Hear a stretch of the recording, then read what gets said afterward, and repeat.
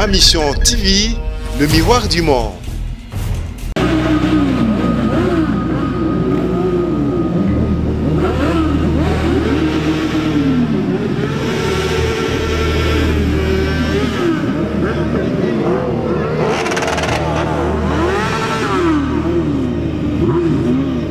Liwazo etangama qui a eu tout etangama yo ou fera parce que je crois pas que mutumo retire la éternel na mokilo azate donc voilà biso tous pour sa moto parce que to linga pour sa moto parce que vina biso ils a peut-être moto la saison nganda OK après son bon son nganda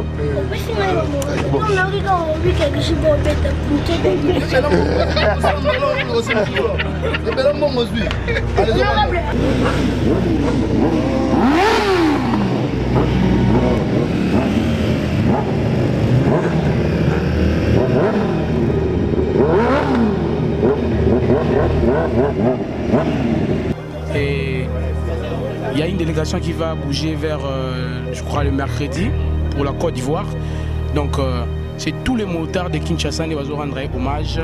Et puis, il y a certains gens de la presse comme Martin qui est là. Oazan a témé, Oazan douté sur Yango.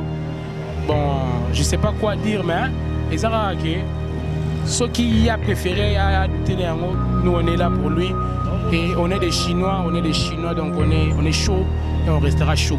Donc c'est comme ça. Ma Mission TV, le miroir du monde.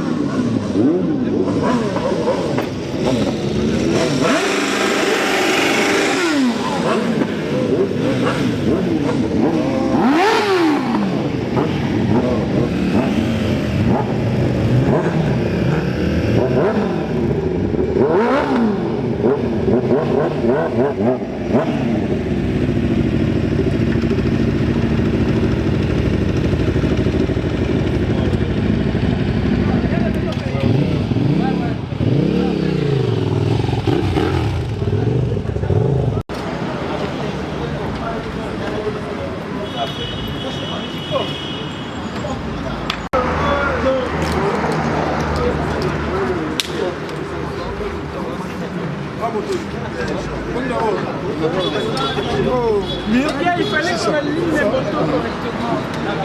Voilà, monsieur. Ça nous donne la route.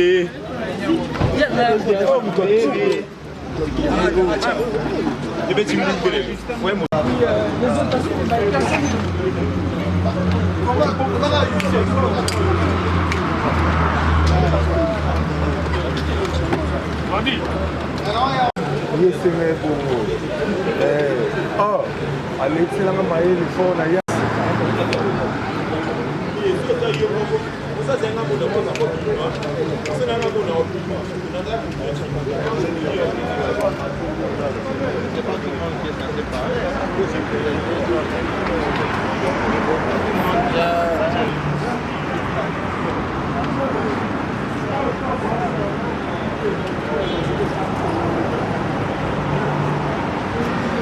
That's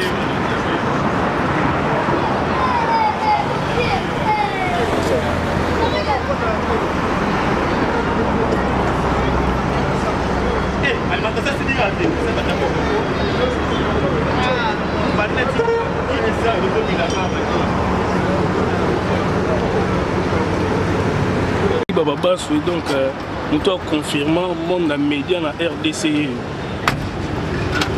Honorable Zachary. Bonsoir. Ça va. C'est bien déjà.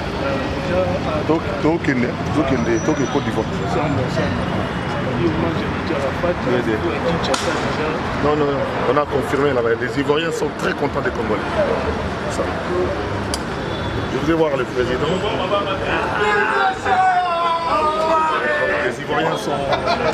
Les Ivoiriens sont très contents des Congolais. C'est qu'on leur a fait. Non, le message, c'est simplement qu'on continue à pleurer Didier Arafat. Voilà. Avec les motards et tout ça.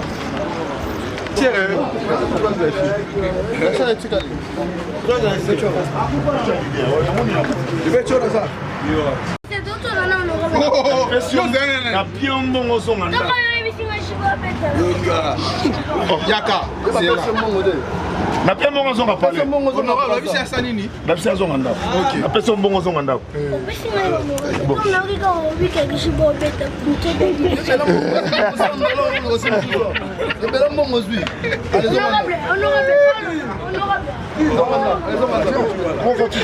t'es montard aussi ah bon Elle est là. T'étais hier avec moi à l'ambassade? Non, hier on va pas. Alors merci vraiment na bandeko tout au Bolanda biso na ma mission TV, chaîne à référence na kati ya République démocratique du Congo. Martin invité sa fusée sur la likambo molobe na bino nde na lobara toujours nazana pona ko luka ba actualité ko la sabino le Congo de partout vraiment bo pesanga confiance na musala nyonso oyo na salaka. Alors lelo vraiment toza awa na Kinshasa na Gombe eza tellement ya ko bouger bozomona ensemble na ba motard oh vraiment tozana bango na ville de Kinshasa na biso pour na hommage ya DJ Arafat oh vraiment asali pe trop na monde musique na niveau Afrique mais lelo tozo célébrer hommage à DJ Arafat na Kinshasa tozana le millionnaire a bozomona millionnaire club na Gombe donc toza tellement na ba DJ Abdul toza vraiment na ba montard tellement baza awa ebele na Kinshasa capitale de la République démocratique du Congo tokola sabino vraiment ba image ndenge toye awa pour na DJ Arafat oh vraiment aza artiste oyemoko andimaka artiste musicien Bill Clinton oh vraiment aza idole na ye yango moni tokotika bongo tellement que aza artiste musicien yango moni na air oyo toza déjà 23h mais biso tout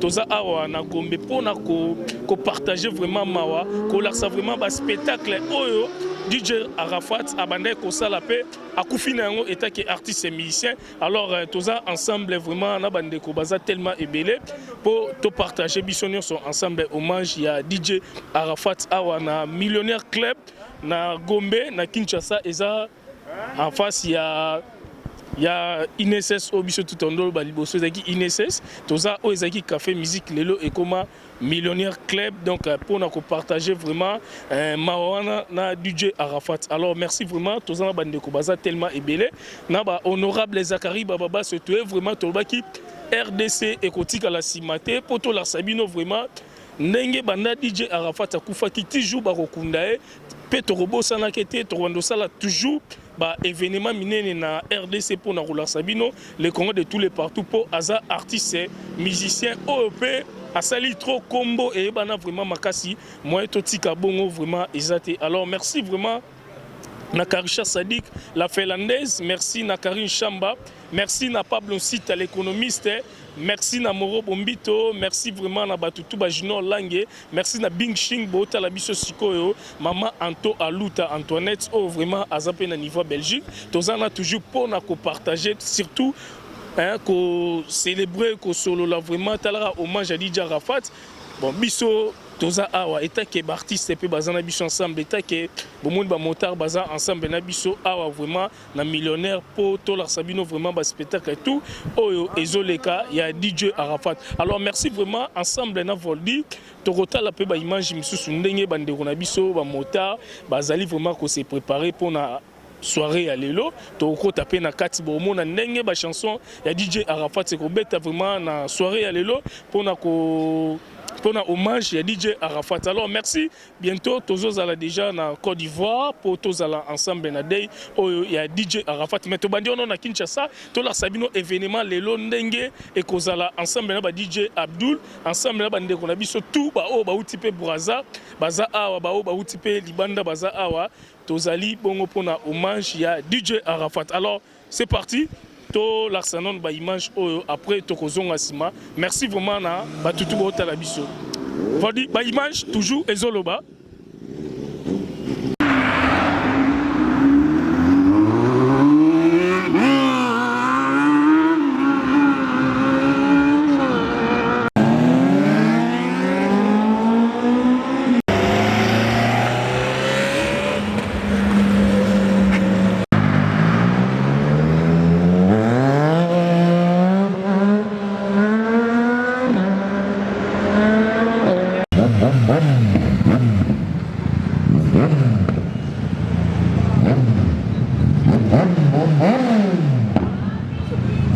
Alors merci Kandé na Outiko Yebisabino pour la soirée à l'élo pour la DJ Arafat. Toza tellement ébélé.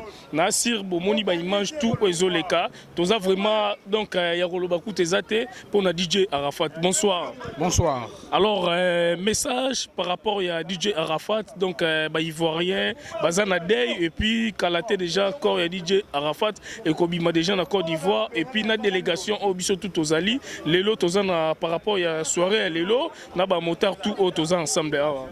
Donc voilà, je me présente d'abord Ngaze Pequeño, l'un des membres de l'organisation et à événement Oyo. On a préféré rendre hommage à Arafat par rapport à Bilo Mibale, par rapport à une carrière musicale Naïwa Salaki et puis par rapport à la vie à part musique Naïe, c'était la moto.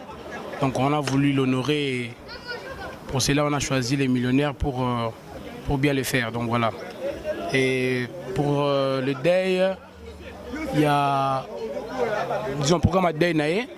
On était à l'ambassade avant-hier à déposer le gerbe des frais et des mots de circonstance. Donc voilà. Et il y a une délégation qui va bouger vers, je crois, le mercredi pour la Côte d'Ivoire. Donc c'est tous les motards de Kinshasa qui vont rendre hommage. Et puis il y a certains gens de la presse comme Martin qui est là, Vieux Zakari Bababa, il y a aussi des artistes comme DJ Abdul, comme Yorobo.